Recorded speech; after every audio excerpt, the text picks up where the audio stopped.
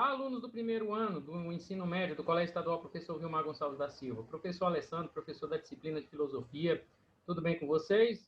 Vamos juntos aí para mais uma aula online? Pessoal, hoje a gente vai comentar dentro da filosofia medieval, né? A influência que a igreja, ou mesmo que os pensamentos da filosofia medieval interferiu aí no conhecimento científico, tá ok?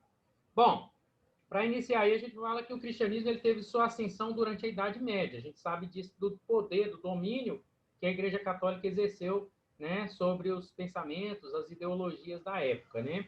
Os conceitos religiosos eles começaram a ser explicados pela vertente filosófica, onde a fé, por exemplo, era expressada pela razão, né? Dessa forma, a filosofia medieval ela emergiu para explicar questões sobre o saber revelado e o saber racional. Então, o próprio saber impregnado aí pela filosofia, né, era utilizado pela igreja para descrever esse lado revelado e esse lado racional. Nesse sentido, a filosofia medieval ela se consolidou nas ideias divinas que já haviam sido reveladas para a humanidade. Além disso, ela elaborou respostas teóricas, né, para perguntas antigas, como sobre a origem do universo, a natureza humana e os valores morais, né? Visto isso, surge uma forma de pensar em que os conceitos religiosos eram de todo explicados pela razão. Ou melhor, falava-se que a razão estava impregnada dentro dos conceitos religiosos, né? Assim estavam juntos dois tipos de conhecimento, o saber revelado do cristianismo e o saber racional da filosofia medieval. O período filosófico medieval ele ficou dividido entre a filosofia dos padres apostólicos e dos padres apologistas, né? A filosofia patrística e a filosofia escolástica, sendo as duas últimas filosofias as mais importantes para o período medieval. Bom, foi também na filosofia medieval um período de expansão e consolidação do cristianismo nos países da Europa Ocidental. Isso porque durante séculos séculos V e XV, a Igreja Católica ela possuía grande influência sobre os pensamentos, as explicações, os atos e os sentimentos dos seres humanos na Idade Média.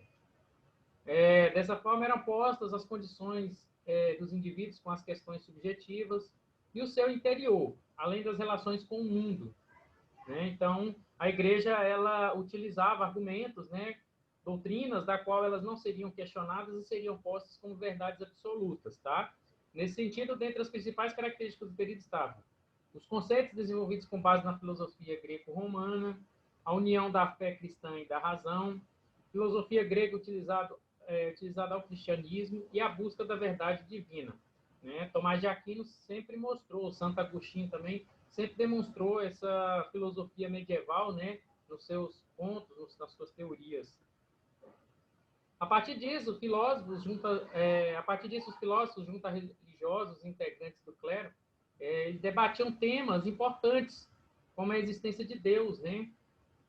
Colocavam em debate a fé e a razão, além de perguntas que circundavam a imortalidade da alma, a salvação, o pecado, entre outras questões que a igreja tinha, vamos dizer assim, certa obrigação naquele período medieval de explicar, né? Ou, pelo menos, de expor esses debates junto à sociedade. Entretanto, por mais que essas questões elas fossem debatidas e abordadas de acordo com a filosofia, né, nada podia se opor aos escritos bíblicos, sendo essa a verdade divina, a verdade absoluta, né? Uma doutrina religiosa, o dogmatismo. A Idade Média foi um período extenso da história da humanidade. Por conta de quê?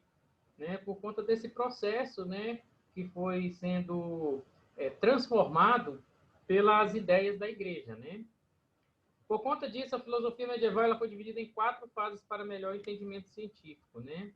Vale lembrar aqui, pessoal, que as questões debatidas nesse período já eram tratadas antes mesmo de serem postas no período cronológico aí da Idade Média, né? Isso porque depois da morte de Jesus Cristo, os adeptos ao cristianismo, eles tiveram que agregar a filosofia grega aos ensinamentos da Igreja Católica. Dessa forma, o período da filosofia medieval foi dividido em filosofia dos padres apostólicos, filosofia dos padres apologistas, a patrística e a escolástica, como foi colocado anteriormente, tá? A filosofia dos padres apostólicos ela foi desenvolvida no início do cristianismo, entre os séculos I e II. Então, dessa forma, os filósofos, né, deste período desenvolveram os ensinamentos ligados à vida de Jesus Cristo. Entretanto, exerciam a filosofia no meio ainda profano, né?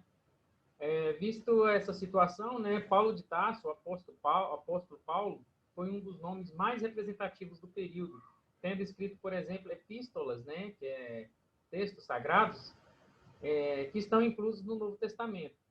Já a filosofia dos padres apologistas, né, desenvolvidas aí no século III e IV, como o próprio nome sugere, estava ligada com a ideia do enaltecimento, né? Nesse sentido, faziam apologia, ou seja, defendiam algum ideal em relação à fé cristã. Como, né, como por exemplo, isso aí, né? Defendia, fazia apologia à fé cristã, para que todos praticassem essa fé cristã. Né?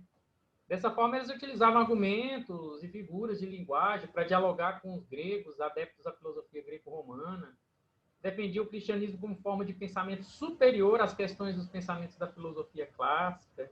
Então, teve todo esse arcabouço aí que os padres apologistas, né, defendiam e tentavam inserir na mente, na ideologia das pessoas. Portanto, os padres apologistas, eles aproximaram as ideias da filosofia clássica aos pensamentos desenvolvidos pelo cristianismo. Assim, os principais nomes que nós temos são Justino Marte, Orígenes de Alexandria e Tertuliano. Tá? Bom, pessoal, espero que tenha passado um pouquinho aí, um contexto, uma noção básica aí para vocês do que foi a filosofia medieval, né, e quais suas características e causas, consequências, né.